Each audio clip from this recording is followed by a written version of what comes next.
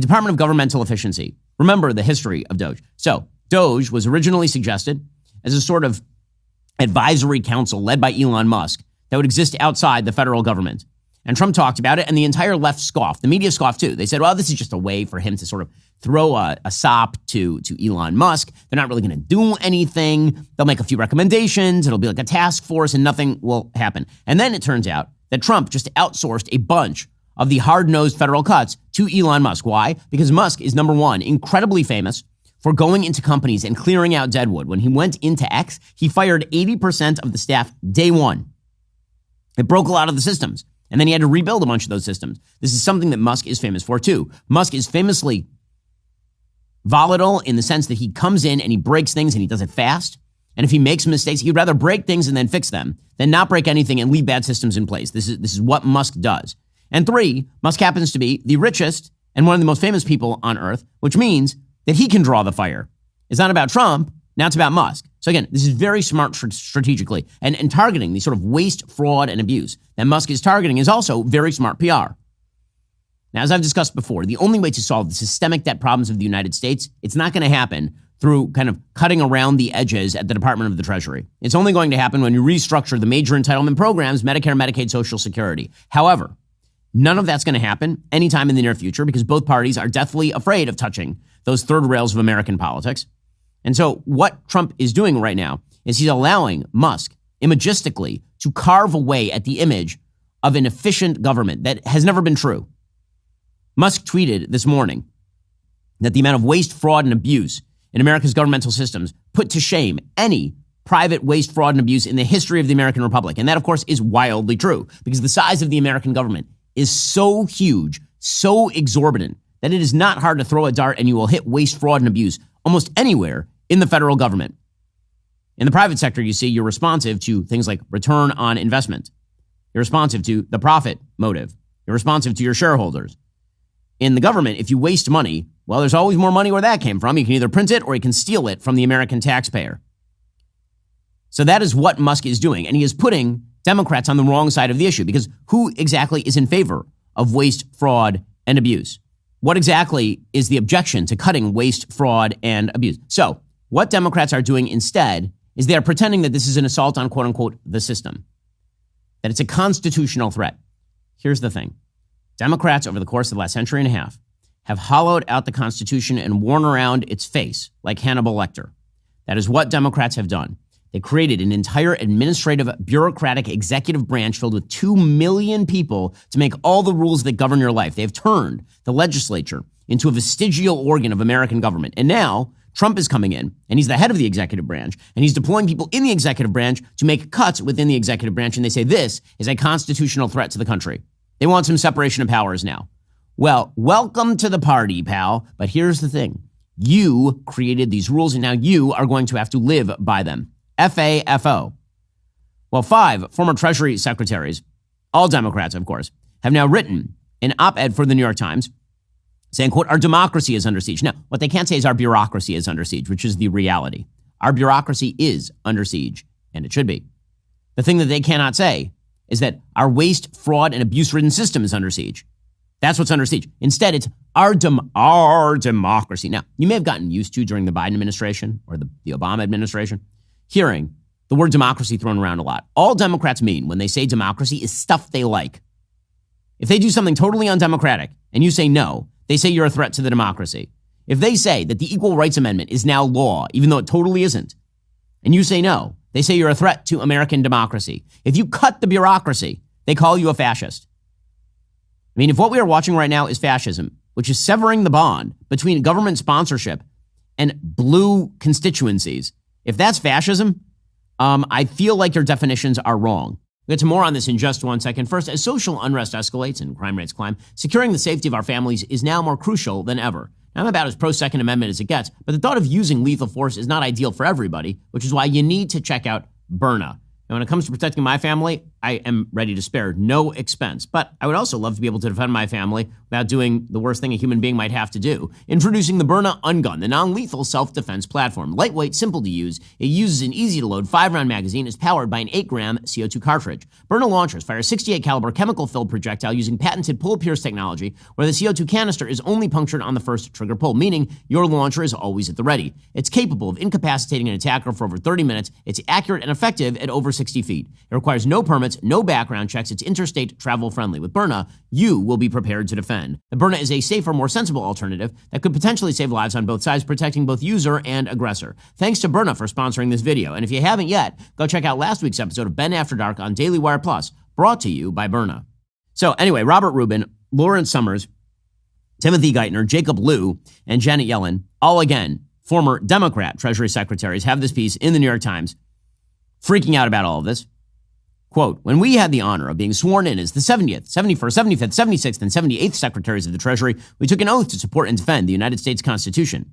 Our roles were multifaceted. We sought to develop sound policy to advance the president's agenda and represent the economic interests of the United States on the world stage. But in doing that, we recognized that our most fundamental responsibility was the faithful execution of the laws and the Constitution of the United States.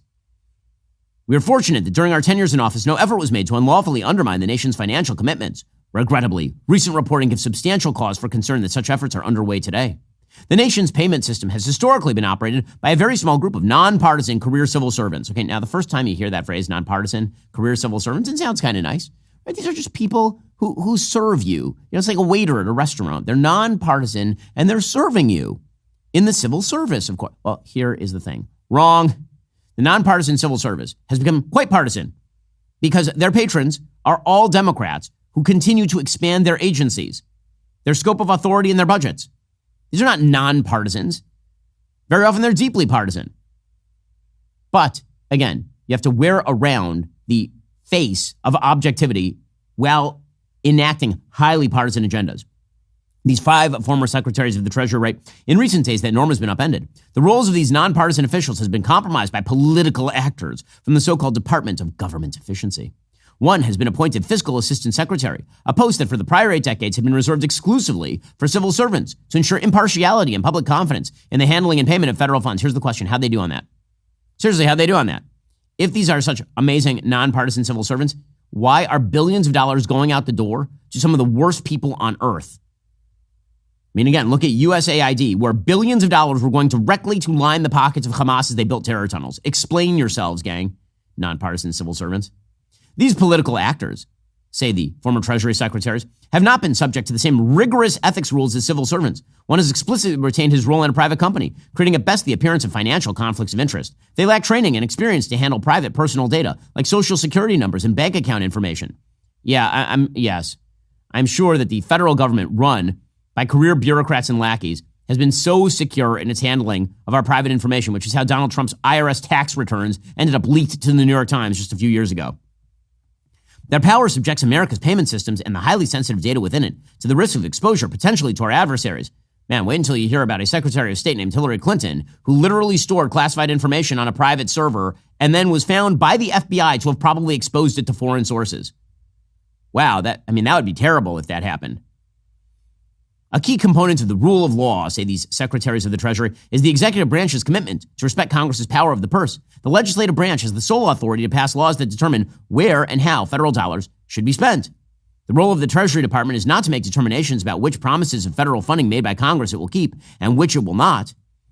Well, we're about to find out, because the reality is that withholding payments actually was something that the federal executive branch did since the time of Thomas Jefferson. But Democrats somehow have to make this a threat to the system as opposed to the reality, which is it is a threat to the bureaucracy. They have to turn it into a threat to democracy.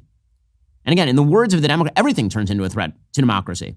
I think the most ironic instance of this is Democrats screeching and crying to the heavens, sackcloth and ashes, wailing and gnashing of teeth over the Consumer Finance Protection Bureau. So, for those who don't recall, the Consumer Finance Protection Bureau is one of the most ridiculous institutions of American government. It was created by Elizabeth Warren before she was a senator. It was pushed by the Obama administration, and it was directly made unaccountable to the American people, the Consumer Finance Protection Bureau. As the Wall Street Journal reports, Before Ms. Warren became a senator, she persuaded Congress and then President Barack Obama to create a strange creature called the Consumer Financial Protection Bureau in the 2010 Dodd-Frank law. The Bureau would duplicate, replace, or expand on the efforts of existing financial regulators, but with a few dangerous twists. It would have no mandate to protect the safety and soundness of the financial institutions it regulates. It would not rely on Congress for funding. Instead, the Bureau would have the ability to draw funding directly from the Federal Reserve, ensuring it wouldn't have to pay much attention to legislators. Then Representative Randy Neugebauer of Texas wrote in the Wall Street Journal in 2012, quote, "My House Subcommittee on Oversight and Investigations has tried unsuccessfully to gain greater visibility into the Bureau's budgetary planning process. Those requests were denied. Once the director has decided a money draw is necessary, there's nobody with authority to prevent those funds from being paid out. Not congressional appropriators, not the Fed, not even the President's Office of Management and Budget." Well, the problem is that this totally unaccountable bureaucracy has now been taken over by Russ Vought, who is Trump's Office of Management and Budget Director.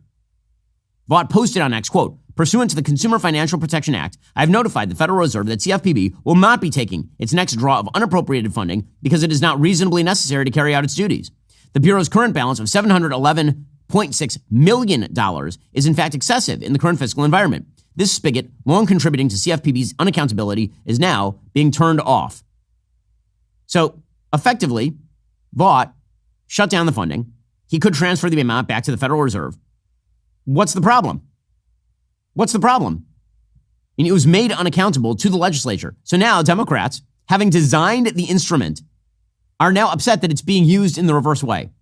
Because this is how Democrats operate. There is no consistent rule of law. There is no actual consistent, objective, regulatory agency established that cuts in all directions. Instead, the CFPB is a left-wing tool created by Elizabeth Warren, independent of the legislative branch. And when Trump takes it over and puts Russ Vought in charge, and Russ Vought immediately shuts down the funding, she screams and cries that somehow the legislature is being ignored. Here she was yesterday freaking out over the death of her idiotic brainchild. If you have a bank account or a credit card or a mortgage or a student loan, this is code red. I am ringing the alarm bell. Elon Musk and the guy who wrote Project 2025, Russ Vought, are trying to kill the Consumer Financial Protection Bureau. If they succeed, CEOs and Wall Street will once again be free to trick, trap, and cheat you. So why are these two guys trying to gut the CFPB? Not rocket science. Trump campaigned on helping working people, but now that he's in charge, this is the payoff to the rich guys who invested in his campaign and who want to cheat families and not have anybody around to stop them. Yeah, it's another scam. It's a scam. Okay, so the CFPB was put in place by Democrats in order to regulate the living hell out of businesses, unless those businesses did the bidding of the federal government. That's what the CFPB was for. And now Trump is zeroing it out. Russ Vought is coming in, and he's basically cutting the funding and pausing all operations. And they're freaking out. It's a threat to democracy. It was never a democratic institution. It was an explicitly anti-democratic institution. If you want to pass a regulation against business, do it through the legislature. But I noticed you didn't want to do that. I noticed that instead, you wanted to set up an agency that passes thousands of pages of regulations and goes after banks without any sort of reference to the underlying issue of how banks operate. Are you tired of the lies and the twists of the mainstream media talking points? Yeah, me too. Join me in my newest series, Fact, where I dismantle and bring truth to this tiring mainstream agenda.